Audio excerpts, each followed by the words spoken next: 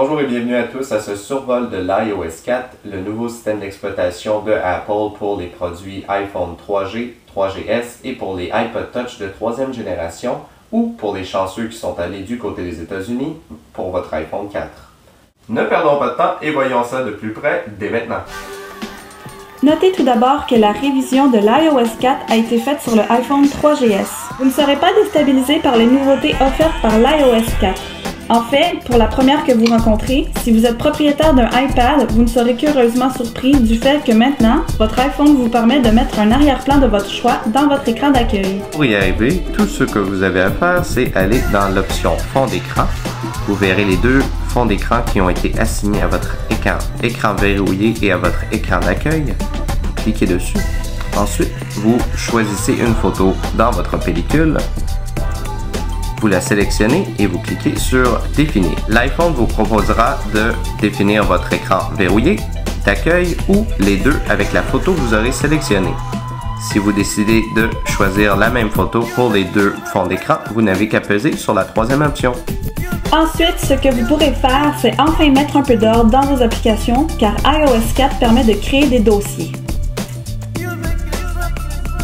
Pour y arriver, vous n'avez qu'à sélectionner une de vos applications, la tenir comme si vous vouliez la déplacer tout simplement et la déplacer sur une deuxième application pour laquelle vous voulez créer un dossier. Les deux applications se mettront dans un dossier que iPhone nommera pour vous. Si vous voulez changer le nom de ce dossier, vous le pouvez. Cette fonction peut être tout particulièrement utile pour les applications natives de l'iPhone dont vous ne vous servez pas beaucoup ou dont vous servez une fois au mois. Vous pouvez toutes les mettre dorénavant dans un dossier et ainsi elles ne seront plus dans votre chemin. Un outil très attendu pour l'iPhone, le multitâche ou encore le multitasking pour les franglais de ce monde. En effet, vous pourrez dorénavant accéder rapidement à une liste d'apps récemment utilisées et y sauter pour ensuite revenir à votre application initiale.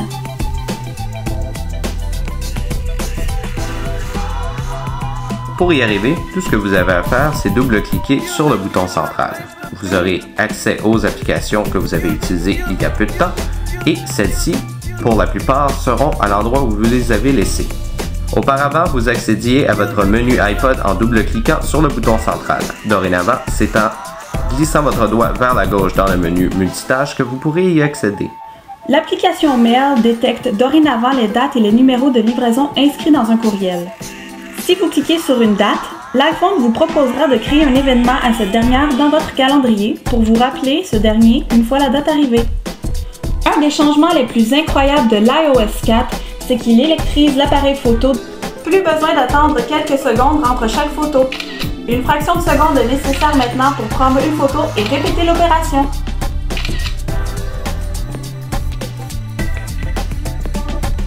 Aussi, malgré le fait que le zoom soit dévolu à la qualité supérieure de la caméra du iPhone 4, si les conditions ambiantes sont satisfaisantes, il est utile pour le 3GS.